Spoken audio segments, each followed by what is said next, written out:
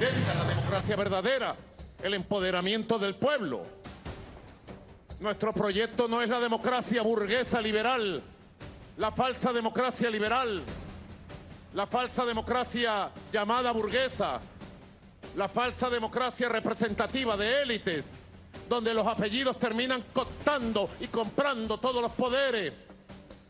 No, nuestro proyecto es la democracia profunda, la democracia de la gente de a pie, la democracia directa, popular, socialista. Consolidar el poder militar, consolidar el poder popular y nosotros, los poderes constitucionales, aquí dignamente representados, servir a los grandes intereses de la nación. Bueno, conforme pasan las horas se siguen revelando detalles de lo que ocurrió realmente en ese acto de ayer de Nicolás Maduro de transmisión de mando. Y miren esta perlita de Gustavo González López. Del Servicio Bolivariano de Inteligencia Nacional, apegado a la Constitución de la República, a las leyes y reglamentos de la patria. Me dediqué a cumplir con el legado de los padres de la patria, del pueblo y del demiurgo constructor de la Revolución Bolivariana y padre creador de este servicio. Los errores, los desaciertos son de mi entera responsabilidad. El éxito y el triunfo es suyo, mi comandante en jefe. Me dediqué a combatir al lado de un hombre como usted, aprendiendo enseñanzas múltiples, que venido yo de las filas militares, encontré usted un líder. Seguiré combatiendo a su lado y hasta la victoria siempre, mi comandante. Lo entrego victorioso y en condiciones de seguir venciendo. Lo felicito en primer lugar. Le agradezco su valentía, su fortaleza mental, psicológica, humana, política. Por usted hay paz en este país, ¿oyó? Así que no se esté despidiendo mucho, que vienen nuevas misiones y nuevas batallas. Lo felicito. Muchas gracias, mi comandante. Señor, asumo la conciencia de uno. Un paso lateral a la derecha.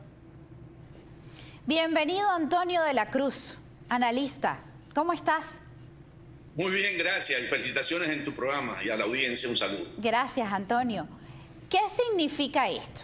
¿Cómo podemos interpretar estas palabras? Mira, las palabras de Gustavo González López, verdad que la escena da mucho que decir, mucha tristeza. Yo se lo pasaría esta tarde a tu profesor también para que lo leyera, el gestual. Mira, lo que le faltó pedirle a Maduro, por favor, no me metas preso. Yo lo que le pido, por favor, no me metas preso. ¿Por qué? Estos dos generales, porque tenemos que hablar también de Hernández Lara, que era el del IGECIN, y el González López del SEBIN, 10 años han estado en esa posición y conocen los secretos del alto gobierno, porque son la inteligencia, ¿verdad? El cuerpo de inteligencia.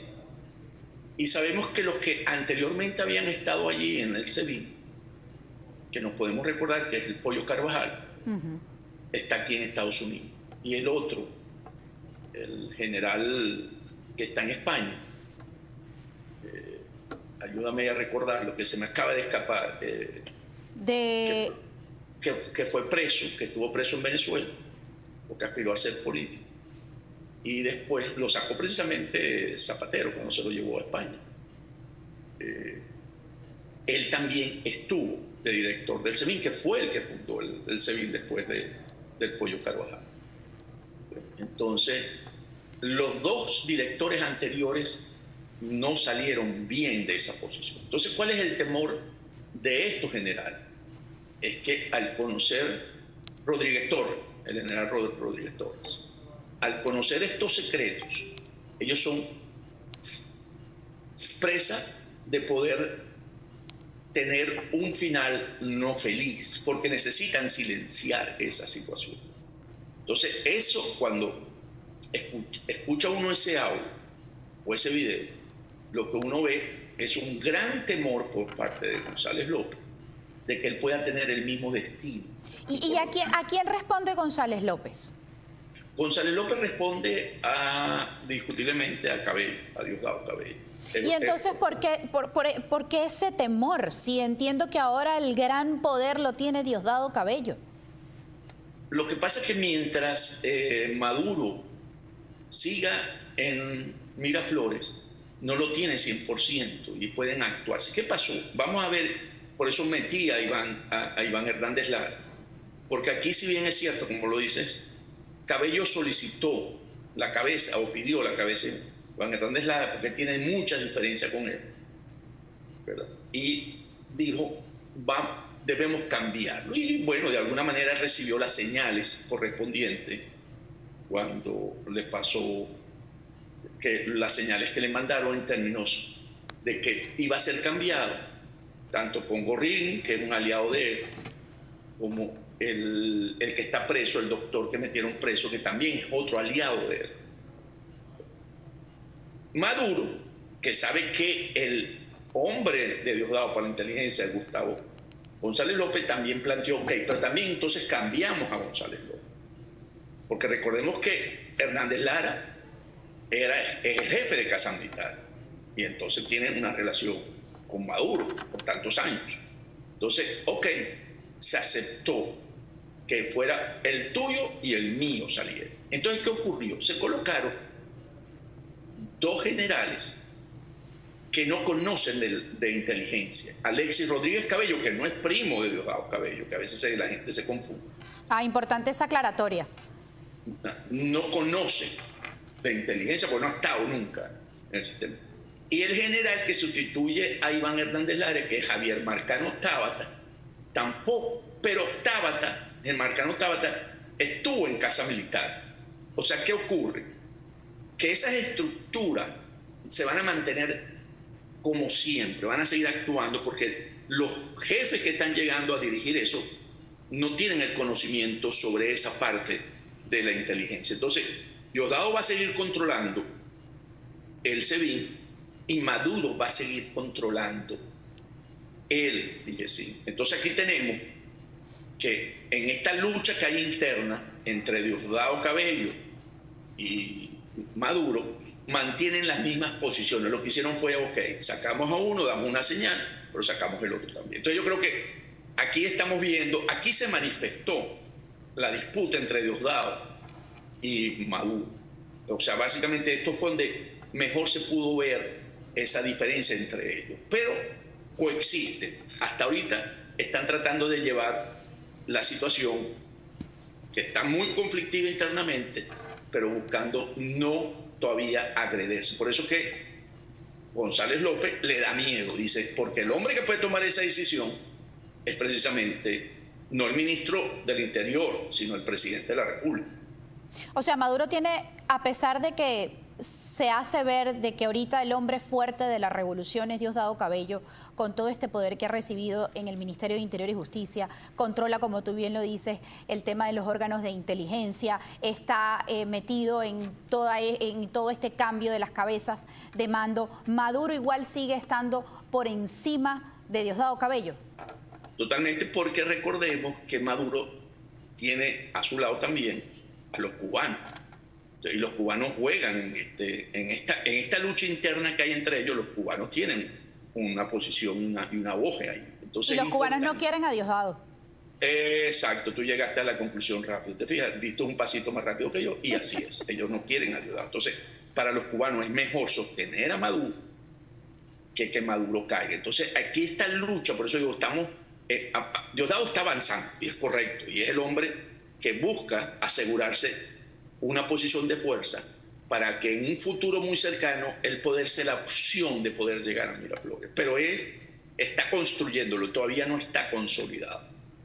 Diosdado. Pero a Diosdado no lo quiere nadie.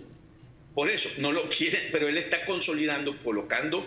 Lo que pasa es que Diosdado tiene ¿cómo varios pelea elementos, por ejemplo, con Jorge Rodríguez, que también en algún momento, incluso antes de las elecciones, se hablaba de que como él es la cabeza en todas estas negociaciones, porque él estaba mirando al futuro precisamente y a ese puesto en Miraflores? Entonces, ¿cómo es ese enfrentamiento? ¿Cómo entran en el juego los Rodríguez? o salen. Veamos que, antes de entrar a los Rodríguez, ¿qué tiene Diosdado? Diosdado tiene al hermano, José David Cabello, que maneja el CENIAT, y entonces tiene una presión para poder generarse presión. Y tiene que la promoción de José David Cabello hoy están en los rangos de general de división y general de brigada, o sea que tiene posición de posible comando. Entonces veamos los Rodríguez. Los Rodríguez y Diosdado consiguieron una causa común para poder unirse, porque era cierto, era la lucha de lo civil contra el 4F. Pues Diosdado siempre simboliza el 4F y los Rodríguez significan lo civil, que era donde precisamente está ubicado Maduro, que es más hacia lo civil, y por eso Maduro siempre desplazó a Diosdado en términos de posiciones de poder. Sin embargo, tanto los hermanos Rodríguez como Diosdado vieron en Tarek una competencia y ahí se unieron. Y es allí donde ellos actúan, ellos hacen un juego de coordinación para salir del Tarek, que sí había creado, ¿verdad? Relaciones con el sector militar, con los guardias nacionales, tenía relaciones con el mundo islámico y tenía relaciones con el poder económico a través de PDVSA. Por eso es que ellos lo ven como una gran amenaza y son los que realmente destronan a Tarek de una posibilidad de ser un reemplazo de Maduro. Pero después que ya ha salido Tarek del juego político, entre Rodríguez, Jorge y Diosdado, donde viene la lucha es por los planteamientos, las estrategias de Jorge que no resultaron en términos de la elección.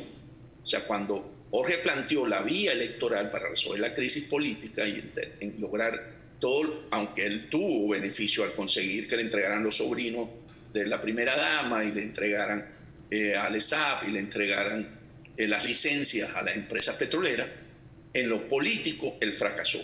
¿Por qué fracasó? Porque el 28 de julio sufrió la mayor derrota y demostrada además del régimen que en la elección presidencial. Y a partir de ahí él tiene, al no lograrle el objetivo, él pierde poder, se desestabiliza la coalición o el grupo criminal y Diosdado asume, ¿verdad?, el liderazgo porque es el hombre que va a reprimir para no perder el poder, que posiblemente era todo un riesgo ante toda la presión que había en ese momento por que se validara y aceptaran los resultados de esa elección. Diosdado asume ese rol en términos de represión y por lo tanto hoy Maduro tuvo que compartir el poder porque al perder el apoyo civil, que es básicamente lo que estamos hablando, viene en la parte civil, a no tener los votos, él pierde todo el poder, lo que queda es el apoyo militar, que es de la cúpula, que ahí recordemos que inicialmente la quiso jugar Padrino López, cuando él lo acompaña al TSJ y hace todo aquello, pero Diosdado en ese juego político lo que hace es que se consolida en el Ministerio de Relaciones Interiores y empieza a ver cómo irle quitando poder a Padrino López para poder él consolidarse en su proyecto político en el 2025. Pero, sin embargo, sigue Padrino López frente al ministro de la Defensa. Vamos a ahondar sobre este nombre en la próxima parte, Antonio. No te vayas. Ya venimos con más. Pausa. Nosotros seguimos conversando con Antonio de la Cruz, analista, y habías nombrado precisamente la figura de Vladimir Padrino López, que todavía continúa al frente del Ministerio de la Defensa. Y por todos los datos que nos estás revelando, incluso Diosdado Cabello podría haberle quitado poder y peso a Padrino López.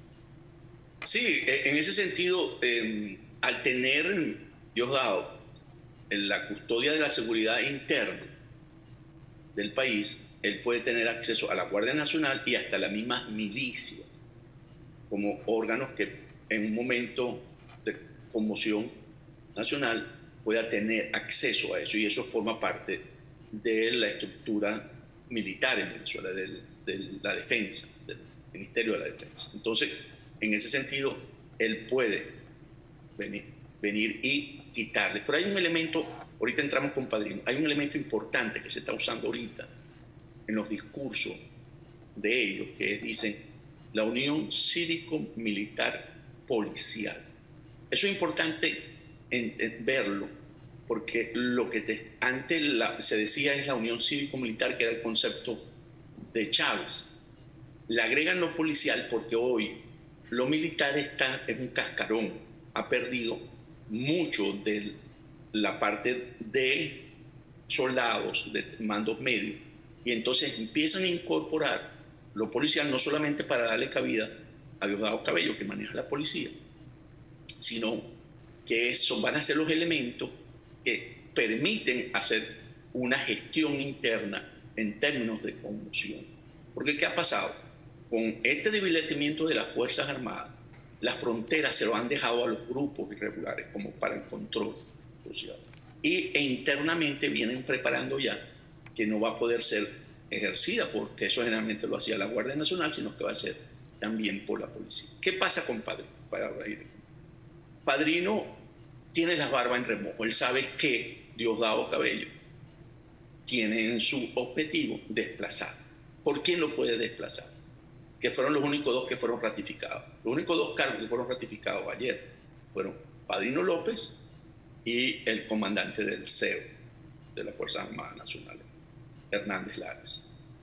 Entonces, el sustituto posible de Padrino es Hernández Lares, ¿verdad? ¿Y qué significa eso? Que esa sería la estrategia de Diosdado, con quien no tiene diferencias profundas, porque cuando Diosdado fue presidente del Congreso Nacional, Hernández Lares era el comandante del Caracas. Entonces, ahí ellos tuvieron contacto por las posiciones de poder y por lo tanto él podría ser el reemplazo natural de Padrino López.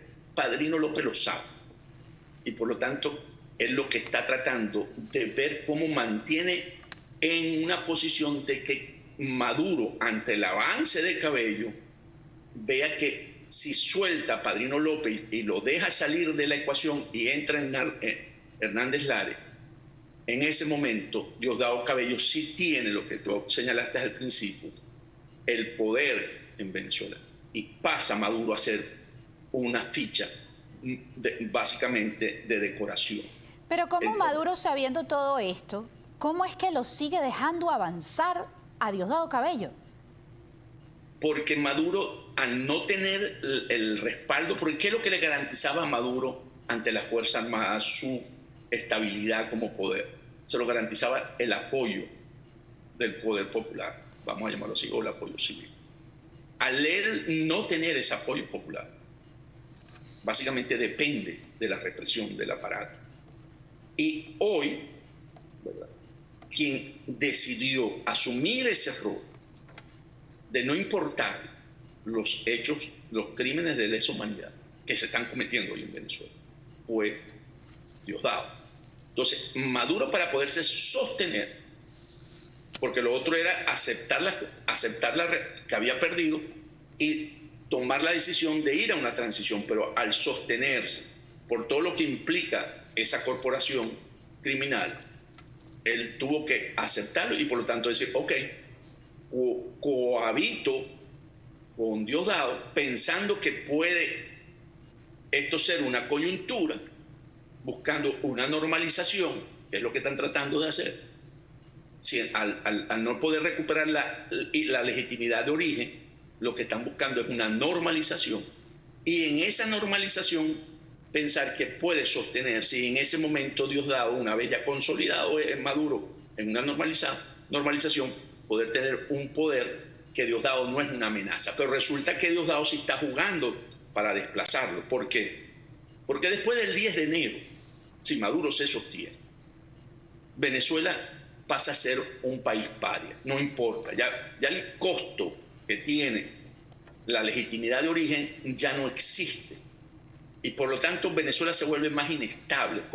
Con Maduro después del 10 de enero Venezuela es más inestable porque empiezan a surgir precisamente estas figuras como Diosdado Cabello, que puede en un momento determinado, no estoy diciendo que inmediatamente, pero en un momento determinado pensar que él puede estar en Miraflores y que no tiene ningún costo por la ilegitimidad porque ya Maduro lo pagó el 10 de enero. Entonces, esas precisamente son las tramas que se están ahorita tejiendo internamente, que lo podríamos ver en el 20, por eso dije en el 2025.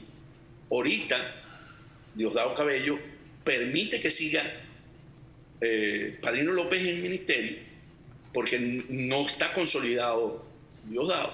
Y recordemos que los próximos cambios en mando tradicionalmente en Venezuela es en diciembre, y podría ser una fecha donde posiblemente podrían buscar un sustituto para Padrino López. Y Padrino, que está viendo eso, está jugando su carta para hacerle ver a Maduro que si él sale de la ecuación, él va a tener un riesgo de poder en términos de estabilidad en el poder. Hay definitivamente un juego macabro, Antonio, entre, por supuesto, la medición de fuerza de ellos mismos. Pero no quería despedirte sin antes pedirte tu opinión, si manejas información, de cuál sería la posición en este momento de Rusia, de China, que son regímenes que apoyan, por supuesto, la permanencia de Nicolás Maduro en el poder. Eso ha cambiado, eso ha variado. Sabemos, como lo dijimos al inicio, que Nicolás Maduro es el hombre, por ejemplo, de los cubanos, pero Vladimir Padrino, el hombre de los rusos. ¿Cómo quedan estas fuerzas internacionales en este juego de la permanencia de Nicolás Maduro en el poder? Ok. Eso va a depender mucho la estabilidad de cada uno de ellos, del resultado de las elecciones del 5 de noviembre aquí en Estados Unidos. ¿Por qué? Porque entramos entonces a la geopolítica. Cuando tú metes a China y metes a Rusia, tenemos que ver esto desde el punto de vista geopolítico. Entonces, desde el punto de vista geopolítico, lo que represente, aunque el caso venezolano es bipartidista en términos de buscar una solución hacia la democracia, sabemos cómo se ha ido descubriendo, por ejemplo, el último libro de Woodward, que se llama Guerra, War, dice que el presidente Trump conversó con Putin durante estos 4 años y que tiene una relación fluida con Putin. Entonces, habría que ver cómo eso entra en juego, ¿sí? En un escenario posible, gana Trump, pero en un escenario donde gane Kamala, ¿verdad? Podría ser que Kamala, en términos de avanzar, hace una solución, porque el dejar a Maduro, tragarse a Maduro el 10 de enero para la región, es un caso que va a complicar la democracia en la región, porque cualquier otro presidente o potencial dictador puede pensar en la misma solución de Venezuela y nadie va a poder decir nada. Entonces, desde el punto de vista de los Estados Unidos, yo lo señalé, solamente no es que los republicanos vayan a permitir eso, no, la relación de Putin con Trump, porque yo creo que hay factores dentro del Partido Republicano que también tienen esta visión. María Elvira Salazar, Marco Rubio, Rick Scott, muchos de ellos, y que seguro van a poder también plantear que en Venezuela hay que buscarle una solución política, porque para la región es la mayor amenaza que vamos a tener para el resto de los países democráticos. Hay esperanza, Antonio. Con eso me voy a despedir. Totalmente. Yo creo que estamos en un momento donde las Fuerzas Armadas tienen que tomar una decisión y tienen que poderse al lado de la soberanía popular, porque esperar que Diosdado se consolide, el totalitarismo, ahí todo el mundo va a ser espiado y todo el mundo va a tener muy poca probabilidad de estar en libertad y en democracia. Es realmente el escenario, tanto con Maduro, que quede después del 10 de enero, o con Diosdado Cabello en esa lucha fratricida que hay entre ellos subterránea. El escenario para Venezuela es diferente y es un escenario totalmente que para los que están en las Fuerzas Armadas y creen que pueden tener mejores opciones, van a ser más difícil para aquellos que son la mayoría, que son institucionalistas, que creen que en Venezuela tiene que haber un cambio. Yo creo que es el momento en que ellos den un paso hacia adelante. Muchísimas gracias, Antonio, por haber estado con nosotros y por toda la información brindada. Siempre un placer estar contigo. Pausa, nosotros ya venimos con más.